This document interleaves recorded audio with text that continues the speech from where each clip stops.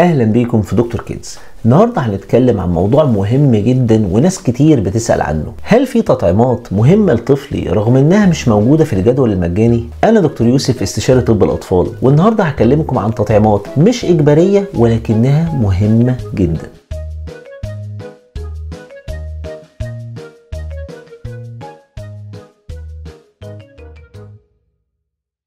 مبدئيا عشان نفهم اهمية التطعيمات اللي مش اجبارية هناخد تطعيم الروتا كمثال واضح للموضوع ده. ايه هو اصلا تطعيم الروتا؟ تطعيم الروتا ده هو عبارة عن تطعيم بيحمي من فيروس معين اسمه فيروس الروتا او الروتا فيروس، وده احد اشهر الاسباب للاسهال الشديد والجفاف عند الاطفال الرضع الاقل من سنة. مشكلة الفيروس ده ان العدوى بتاعته بتنتشر بسرعة جدا، وكتير من الاطفال بيتحجزوا في المستشفى بسببه، خصوصا في اول سنة من عمرهم. التطعيم ده سهولته انه بيتاخد بالفم، يعني مش حقنة، وبيتاخد على جرعتين او على 3 جرعات حسب النوع بتاعه، من عمر 6 اسابيع لحد قبل عمر 6 شهور. طيب ليه مش موجود يا دكتور في الجدول المجاني رغم انه مهم قوي زي ما انت بتقول عليه كده؟ لان للاسف بعض الدول مش مدرجة كل التطعيمات دي في الجدول الاجباري بتاعها، باعتبار انها تطعيمات مكلفة وبيعتبروها تطعيمات اختيارية. ولكن الدول اللي ادرجت التطعيم ده في قوائم التطعيم الاجبارية بتاعتها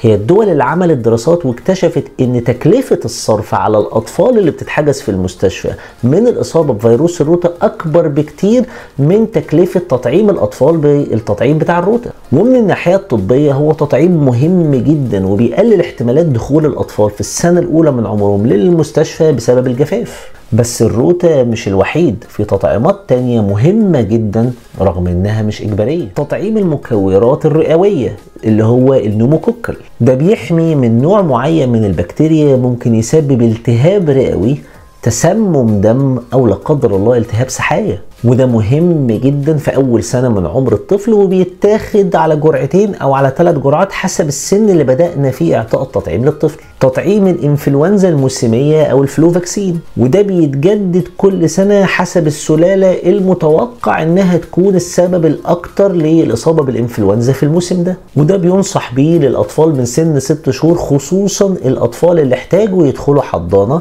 او الاطفال اللي عندهم مشاكل مناعية، او الاطفال اللي عندهم مشاكل في الجهاز التنفسي. حتى لو الطفل اصيب بالانفلونزا بعد ما اخذ الفاكسين ده بيقلل المضاعفات بتاعته جدا، وبيقلل احتمالات دخول المستشفى او الحجز في المستشفى. تطعيم الجدير المائي، وده مرض شائع ورغم انه في الغالب بيكون مرض خفيف ولكن احيانا بيسبب مضاعفات، وتطعيمه بيقلل العدوى في المجتمع ككل، وبيمنع الطفح الجلدي والحرارة العالية والمضاعفات اللي ممكن تحصل منه. الجرعة المعززة او البوستر من التطعيم الخماسي بعد سن 1.5 سنة او 4 سنوات في جرعة منشطة مهمة جدا، وفي بعض الجداول بتأجلها او بتقلل منها، لكن المعززات دي او البوستر دوز مهمة جدا لتثبيت مناعة الطفل.